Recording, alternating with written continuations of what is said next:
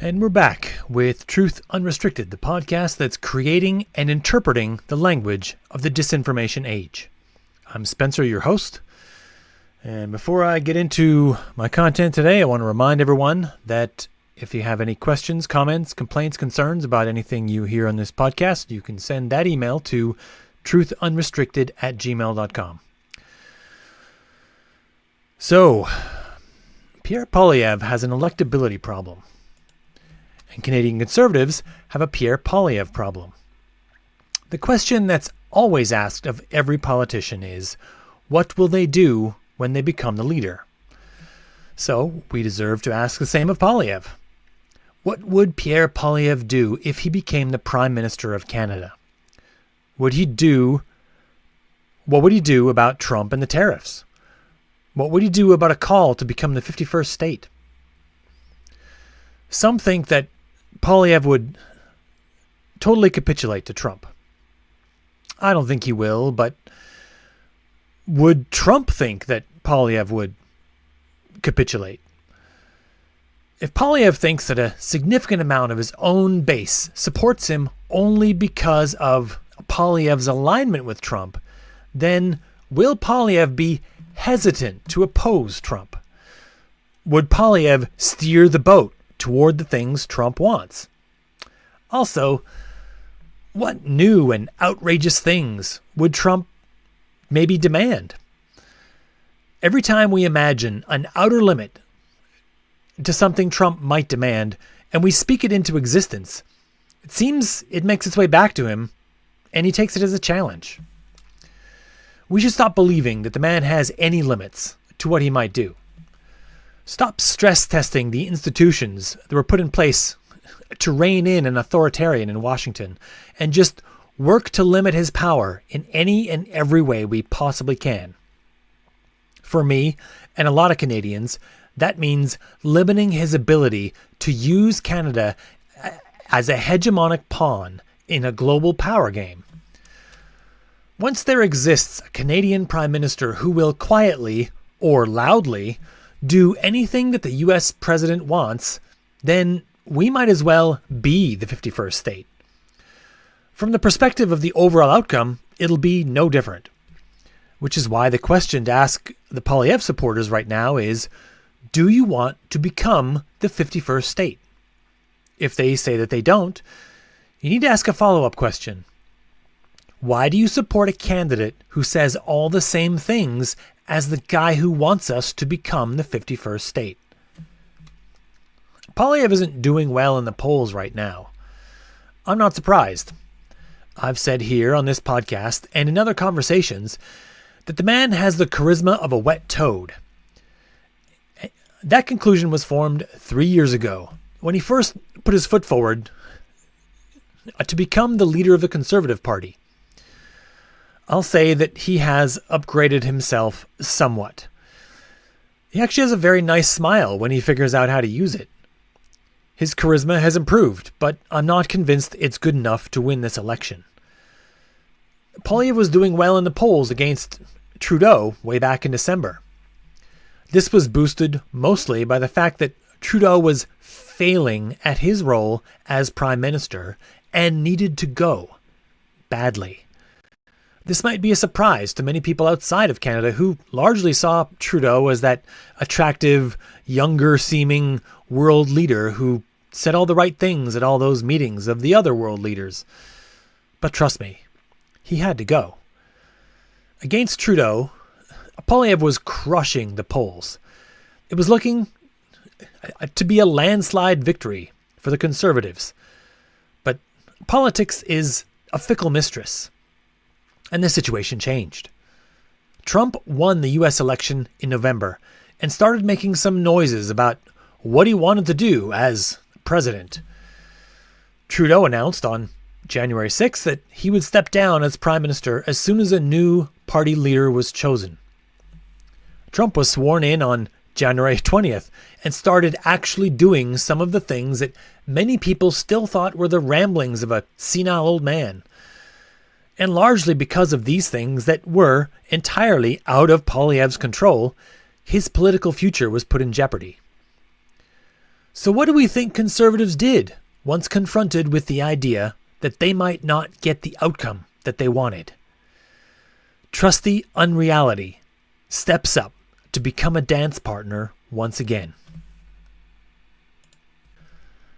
This past Wednesday, April 9th, Conservative Party supporters were seen outside a Poilievre rally wearing sweatshirts and carrying signs that read, "Do you believe the polls?" This is apparently in response to the fact that every polling company in Canada is currently projecting a majority win for the Liberal Party.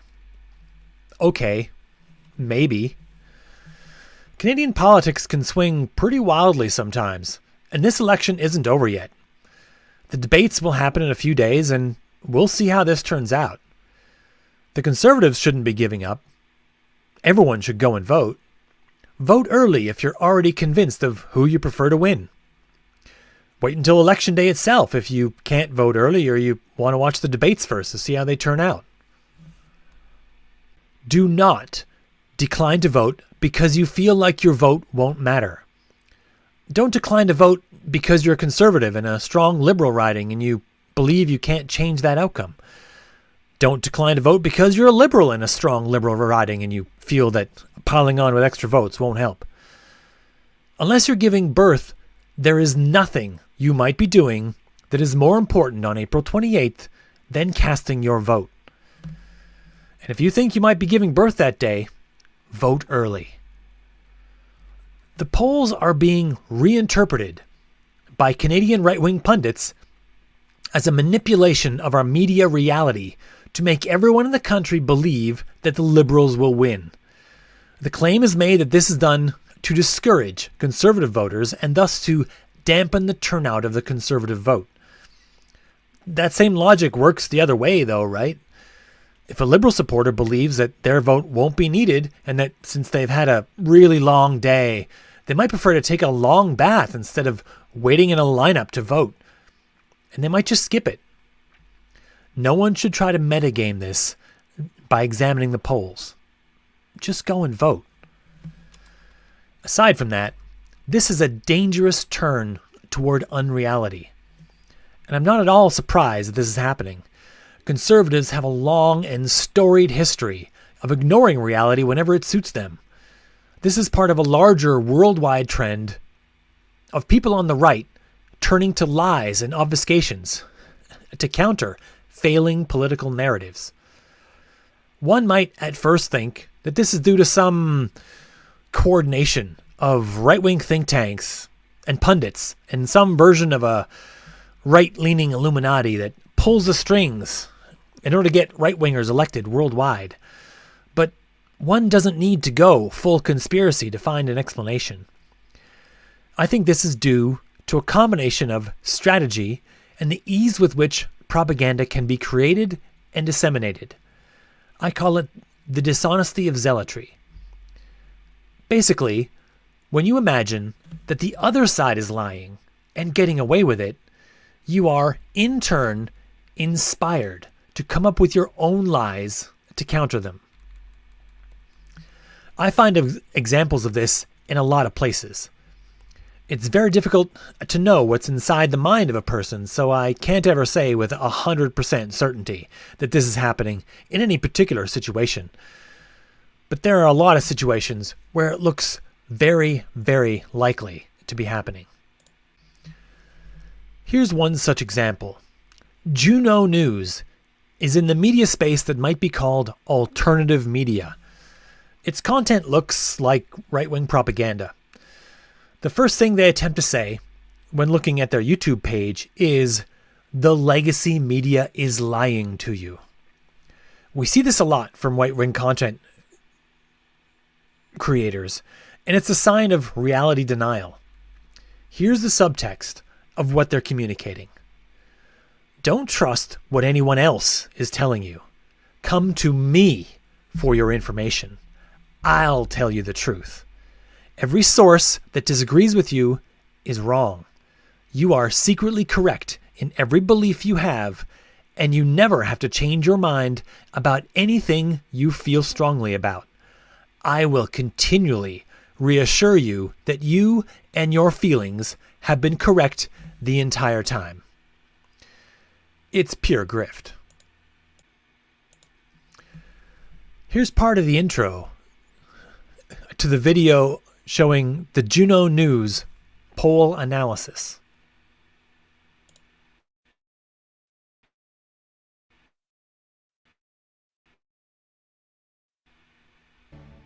Hi, and welcome to the Candace Malcolm Show. So as you know, folks, I am deeply skeptical of the national polls. I think the national polling companies mostly work for the legacy media, the liberal media, and they are doing what they are supposed to do, which is create hope and optimism for the liberals, prop up the liberals, despite all of their scandals and the terrible job they've done running this country, and to try to demoralize conservatives, to try to make sure that conservatives stay at home, they don't believe that we actually have a shot of winning this campaign.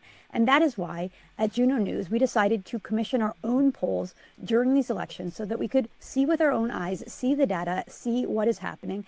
And that includes asking different types of questions that the legacy media pollsters do not ask. And I'm very excited today to announce that we have a new poll that is just being released this morning, and it shows a very different story than the national poll. So you're going to want to listen to this interview. I am pleased to be joined by David Murray, who is our in-house pollster here at Juno News. He works for a company called One Persuasion, which is one of the best polling companies in the country, and the work that he's doing is incredible in showing a totally different picture of the mood of the country right now. So David, welcome to the Juno News is attempting to say that the polls are all wrong. They claim to have a poll that shows a result that is different than all the other polls, and therefore all of the other 31 polls can be discarded. Again, the subtext here is you and your side are secretly winning, and the evil powers that be want you to give up, so they've gone through all the trouble to create an entire fake reality that's meant to dissuade you from fighting back. It's a conspiracy that's powerful enough to seamlessly manufacture this illusion, but not powerful enough to have gained all the power of the government yet. But the poll that Juno News is attempting to use as a counter to the collection of other polling companies is not a publicly published poll. It's done by a company called One Persuasion that states openly on its website that it does advocacy for Pierre Poilievre. Also, Danielle Smith and Vancouver Mayor Ken Sim, but mostly Poilievre. Poll results can be manipulated in many ways without actually lying. One of the easiest ways to do this manipulation is to show only some of the results. Maybe results from very particular ridings or from very particular age groups that favor your candidate.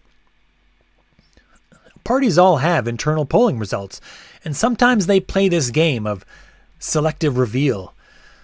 And that's exactly what happens in the Juno News video that very openly attempts to claim that the rest of the polls are all just lying. The video attempts to give hope to people cheering for a Poilievre win by examining a select few ridings and demographics that they claim show a path to victory for the Conservatives. Even in this very slanted view, most of the support for this supposed path to victory would come from a renewed support for the NDP and the Bloc. And therefore, this would erode the overall strength of the looming Liberal majority. Vote splitting. Not exactly the Conservative resurgence that may have been implied by a video titled "Exclusive Poll Signs Poilievre is Winning." One second. Exclusive poll signs Poilievre is winning. Also worth noting is that even in the One Persuasion poll, the Liberals are ahead overall. That means that the One Persuasion poll isn't even all that much different from any of the other polls. It's just being reimagined as a potential winning result instead of a losing result. Reality inversion. I, for one, would like to have reasonable representation from political parties outside of just the two larger options. I think it makes for a better outcome. When political parties need to cooperate to get what they want, having politicians keep each other in check so that I can spend more time working on other things and it works to my advantage. The prospect of a Trump-led threat to Canadian sovereignty puts those conveniences in jeopardy. I think that's a calculation many other Canadians have also made, which has caused some of the supporters of the smaller parties to reconsider that support in favor of the Liberals. And again, we're still 2 weeks from Election Day. That all could change. Notice that my explanation falls perfectly in line with the polls as stated, and also that it doesn't require a belief that all the pollsters are in league with the legacy media to put their thumb on the scale. But we need to talk about the real problem with Pierre Poilievre as a leader. He's the leader of the Conservative Party of Canada, and he would like to be the leader of the nation as Prime Minister. Roughly 2 years ago, Poilievre made the political calculation that actively imitating the language and catchphrases of Donald Trump would lead Poilievre to victory. To catch the edges of a rising tide of American populism is a maneuver that probably would have worked out better if Trump had lost last November.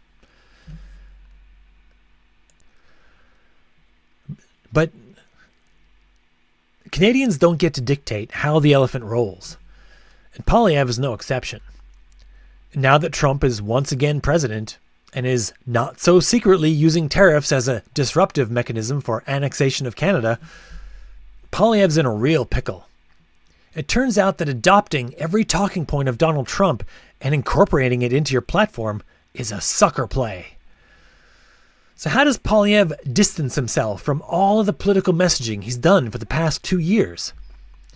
And perhaps more than that, how does he convince the throng of enthusiastic conservatives he's been talking to for those 2 years that Canada shouldn't use any of the political tactics that Trump has used to gain power? How does Poilievre tell his supporters that they shouldn't do a Stop the Steal rally? How does he tell them they're not invited to his rallies when they wear Do You Believe the Polls sweatshirts and hold up Too Big to Rig signs? How is any of that going to convince the rest of Canada that further support for Poilievre won't lead to all the things currently happening in the US under Trump Part 2? The simple fact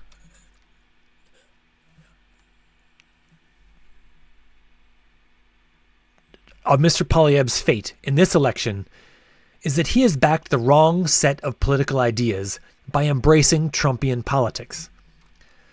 Now that the biggest threat to Canada is Donald Trump, it becomes really difficult to step away from. Reassurances that Poilievre will actively fight against Donald Trump have fallen flat. Until a few months ago, Trump appeared to be Poilievre's political guru and role model. 0 people who strongly oppose Donald Trump believe Poilievre when he speaks out against Trump. And some of Poilievre's enthusiastic supporters actually hate when he does this because they secretly want Donald Trump. If you ask them, some of them will actually tell you. They hate having to keep it a secret. So what is Poilievre likely to do? I think we've already seen him doing it. We have seen Too Big to Rig. Do you believe the polls? And now, don't you like the size of my rallies? I think Poilievre is going to lean into Trumpian politics because it's too late to reverse course. And once there, how hard will he work to oppose whatever Donald Trump asks of him? How hard will he work against the person who, apparently, shares all of his ideas? Will Poilievre come to believe that it was a concerted effort to copy Trump that got Poilievre elected? If you think he won't, then I have to ask you why you think he wouldn't. It's been the cornerstone of his campaign rhetoric for a very long time. Would Poilievre believe that opposing Trump will reduce Poilievre's support among the people? Will this lead to a Canadian Prime Minister who is unwilling to say no to Trump? More than that, how are Poilievre's supporters going to act if Poilievre loses? Are they going to reenact all of the turns toward unreality we've seen play out in the U.S. in recent years? Is it possible that the Poilievre campaign has breathed life into a set of ideas that will bring more of the conspiracism from the U.S. directly into Canada? How likely are we to see a full-on denial of the election result? Conspiracy ideas of mysterious voting boxes being brought into polling stations at the last minute, grainy, closed circuit video of people doing some obvious ballot shenanigans that will turn out to actually be video from Russia, claims that some communications company was able to somehow intercept signals and swap them out with different ones that show a different number of votes or a different winner, as though the massive amount of paperwork surrounding the vote counts wouldn't reveal that lie immediately. Will Poilievre be asked about whether or not he would concede on election night? We cannot afford to have the kind of division and break in reality that this could bring to Canada. Conservatives are attempting to manufacture the idea that Poilievre is winning, despite evidence that he is not. And they justify doing this by pointing to the idea that they themselves created, that all of reality is fake and is actually the result of a complicated disinformation campaign involving every publicly published polling company in Canada, coordinating their efforts to manufacture the idea that Poilievre is losing. This is Illuminati-level bullshit and needs to be actively discredited whenever it appears. If Poilievre loses on April 28th, there will be a host of right-wing grifters who point to the poll results and claim loudly that polls simply do not shift this quickly. Except when they do. Looking at you, Kim Campbell. If you know, you know. The idea that people's opinions don't change this quickly needs to be measured against our current political atmosphere. Trump changes his tariff tactics with each new sway of the breeze, and the internet makes the communication of information that might change someone's vote very easy to access. Also, let's face it, Pierre Poilievre isn't a very good candidate. He won't let any media on his plane, which means that they don't have a lot of opportunity to ask him questions, and they always get there late to his campaign stops as a result. He allows very few follow-up questions, and his speeches are rife with slogans that make the entire experience feel more than just a little rehearsed. Against the failing Trudeau, he was doing well. Against the new option, he's not. Here's the real deal. Any politician who fails to concede on election night is someone who won't take responsibility for their own campaign, and therefore shouldn't be trusted with the power and responsibility that comes with leadership. Full stop. And anyone who will choose to ignore reality in favor of their conspiracy fantasy should also be ignored. Don't feed the trolls. Don't make stupid people famous. Don't mention grifters without also mentioning why no one else should participate in their grift. Counter unreality. And if you support a set of political ideas that run counter to actual reality, then you should rethink your set of political ideas. If you have to knowingly support lies in order to get the political outcome you want, then what sort of outcome will you really get in the end? Till next time.